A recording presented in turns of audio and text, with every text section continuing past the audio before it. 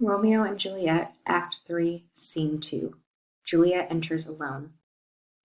I wish the sun would hurry up and set, and night would come immediately. When the night comes and everyone goes to sleep, Romeo will leap into my arms, and no one will know. Beauty makes it possible for lovers to see how to make love in the dark, or else love is blind, and its best time is the night.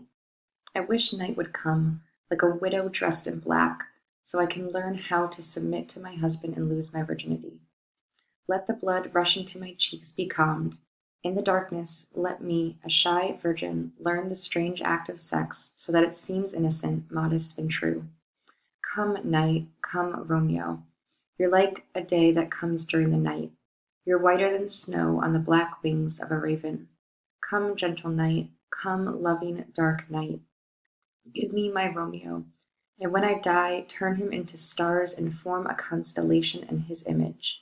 His face will make the heavens so beautiful that the world will fall in love with the night and forget about the garish sun. Oh, I have bought love's mansion, but I haven't moved in yet. I belong to Romeo now, but he hasn't taken possession of me yet. This day is so boring that I feel like a child on the night before a holiday, waiting to put on my fancy new clothes. The nurse enters with the rope ladder in her pouch. Oh, here comes the nurse, and she brings news. Every voice that mentions Romeo's name sounds beautiful. Now, nurse, what's the news? Is that the rope ladder Romeo told you to pick up? Yes, yes, this is the rope ladder. Oh my, what's the news? Why do you look so upset? Oh, it's a sad day. He's dead, he's dead, he's dead. We're ruined, lady, we're ruined. What an awful day. He's gone, he's been killed, he's dead. Can God be so jealous and hateful? Romeo isn't hateful, even though God isn't. Oh, Romeo, Romeo, whoever would have thought it would be Romeo? What kind of devil are you to torture me like this? This is as bad as the tortures of hell. Has Romeo killed himself? Just say yes, and I will turn more poisonous than the snake with an evil eye. I will no longer be myself if you tell me Romeo killed himself. If he's been killed, say yes. If not, say no. These short words will determine my joy or my pain. I saw the wound. I saw it with my own eyes. God bless that wound. Here on his manly chest, a pitiful corpse, a bloody, pitiful corpse. Pale as ashes and drenched in blood. All the dried blood was so gory. I fainted when I saw it. Oh, my heart is breaking. Oh, my bankrupt heart is breaking. I'll send my eyes to prison, and they'll never be free to look at anything again. I'll give my vile body back to the earth. I'll never move again. My body and Romeo's will lie together in one sad coffin. Oh, Tybalt, Tybalt, he was the best friend I had. Oh, polite Tybalt, he was an honorable gentleman. I wish I had not lived long enough to see him die. What disaster is this? Has Romeo been killed, and is Tybalt dead too? Tybalt was my dearest cousin. Romeo was even dearer to me as my husband. Let the trumpets play the song of doom, because who can be alive if these two are gone? Tybalt is dead, and Romeo has been banished. Romeo killed Tybalt, and his punishment was banishment. Oh God, did Romeo's hand shed Tybalt's blood? It did, it did. Curse the day this happened, but it did. Oh, he's like a snake disguised as a flower. Did a dragon ever hide in such a beautiful cave? He's a beautiful tyrant and a fiendish angel. He's a raven with the feathers of a dove. He's a lamb who hunts like a wolf. I hate him, yet he seems the most wonderful man. He's turned out to be the exact opposite of what he seemed.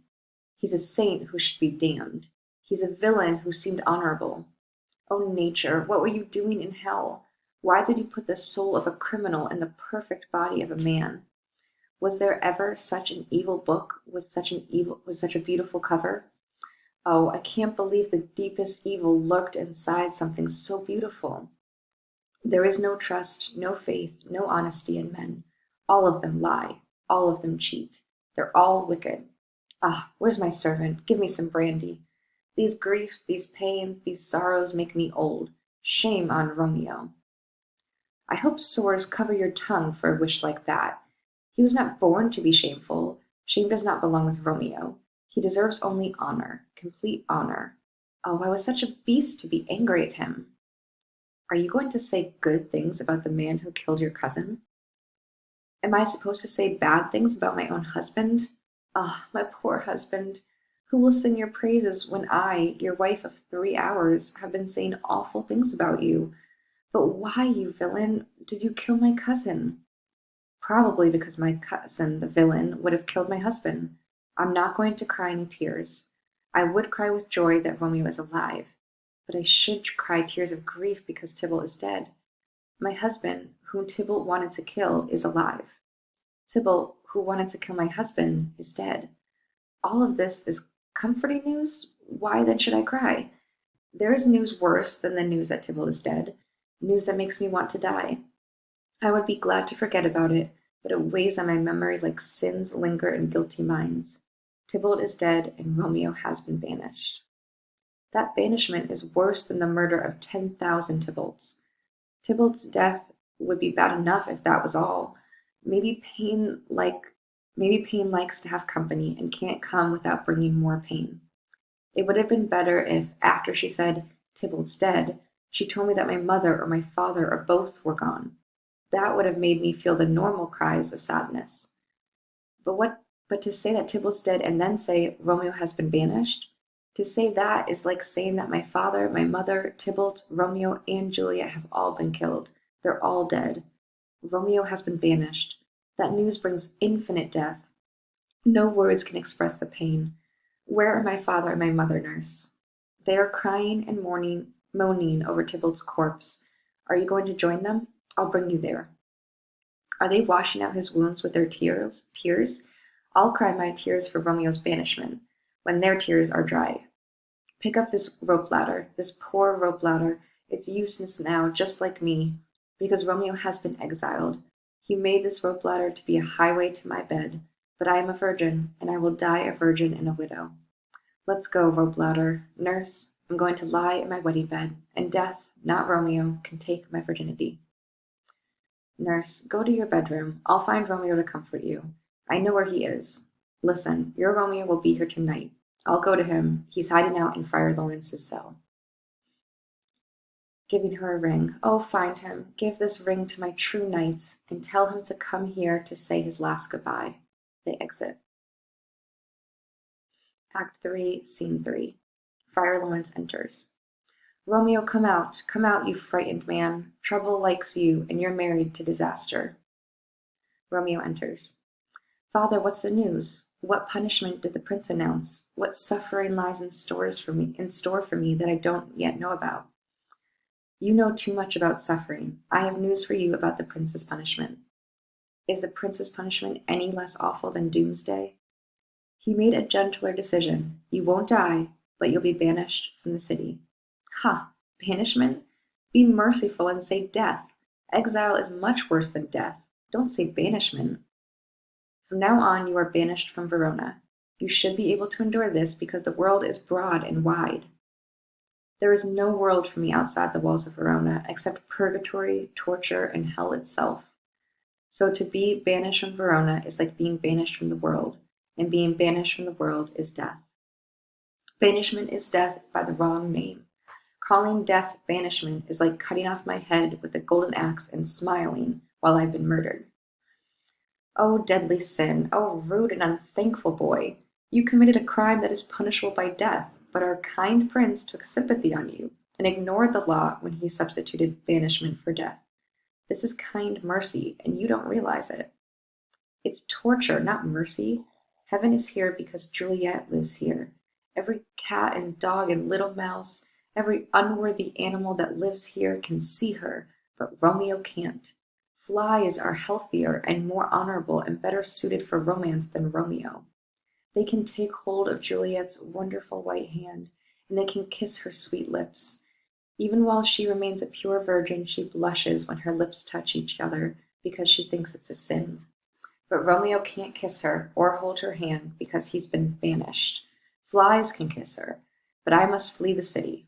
Flies are like free men, but I have been banished. And yet you say that exile is not death? Did you have no poison, no sharp knife, no weapon you could use to kill me quickly?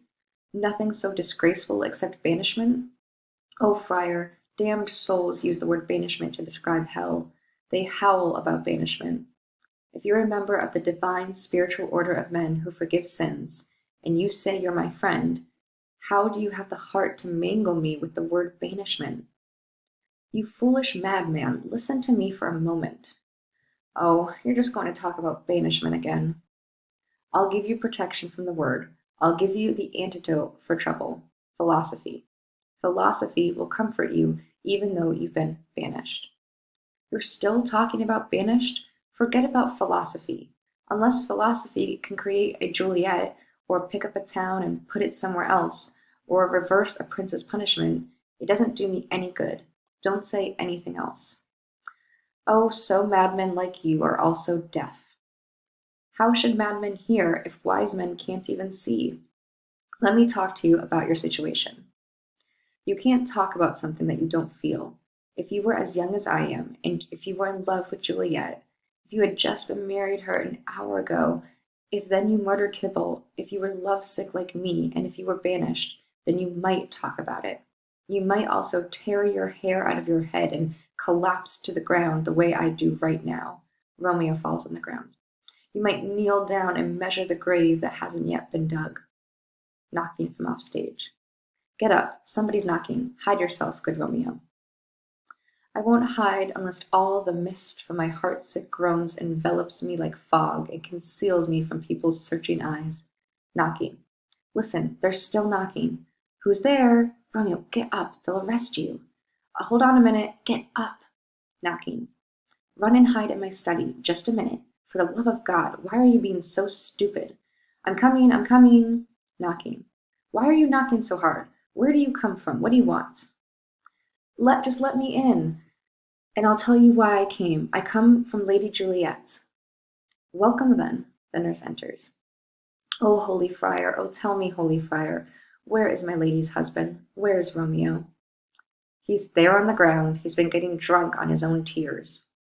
Oh, he's acting just like Juliet, just like her. Oh, painful sympathy. What a pitiful problem. She's lying on the ground just like him, blubbering and weeping, weeping and blubbering. Stand up, stand up, stand up if you're really a man. For Juliet's sake, for her sake, rise and stand up. Why should you fall into so deep a moan? Nurse! Ah, sir, ah, sir. Well, death is the end for everybody. Were you talking about Juliet? How is she? Does she think that I'm a practiced murderer because I tainted our newfound joy by killing one of her close relatives? Where is she? How is she doing? What does my hidden wife say about our ruined love? Oh, she doesn't say anything, sir. She just weeps and weeps.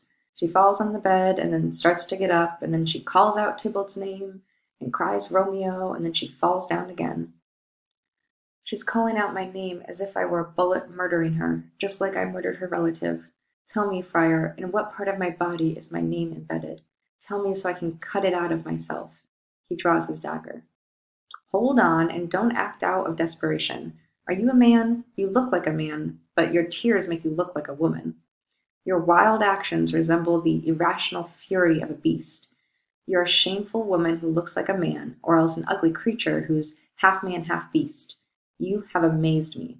I swear by my holy order, I thought you were smarter and more rational than this. Have you killed Tybalt? Will you kill yourself? Would you also kill your wife who shares your life by committing the sin of killing yourself? Why do you complain about your birth, the heavens, and the earth? Life is the union of soul and body through the miracle of birth, but you would throw that all away.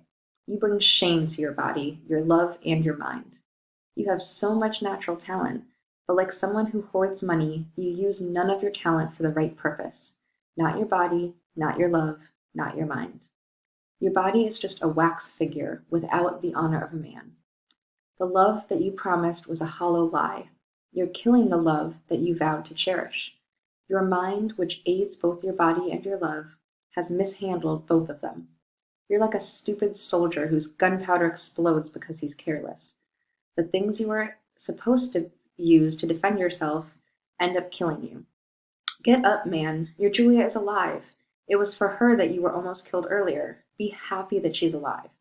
Tybalt wanted to kill you, but you killed Tybalt. Be happy that you're alive. The law that threatened your life was softened into exile. Be happy about that. Your life is full of blessings. You have the best sort of happiness to enjoy. But like a misbehaved, sullen girl, you're whining about your bad luck and your love. Listen, listen. People who act like that die miserable. Go be with your love, as it was decided at your wedding. Climb up to her bedroom and comfort her. But get out of there before the night watchmen take their positions. Then you will escape to the city of Mantua, where you'll live until we can make your marriage public and make peace between your families. We'll ask the prince to pardon you. Then we'll welcome you back with 20,000 times more joy than you'll have when you leave the town crying. Go ahead, nurse. Give my regards to your lady and tell her to hurry everybody in the house to bed. I'm sure they're all so sad that they're ready to sleep. Romeo is coming. Oh Lord, I could stay here all night listening to such good advice. Educated men are so impressive. My lord, I'll tell my lady you will come. Do so, and tell my sweet to be ready to scold me. Here, sir, this is a ring she asked me to give you. Hurry up, it's getting late. She gives Romeo Juliet's ring. The nurse exit. This makes me feel so much better. Now get out of here. Good night. Everything depends on this. Either be out of here before the night watchmen take their positions, or leave in disguise after daybreak. Take a little vacation in Mantua. I'll find your servant, and he'll update you now and then on your case as it stands here. Give me your hand. It's late. Farewell. Good night. I'm off to experience the greatest joy of all, but still it's sad to leave you in such a rush. Farewell. They exit.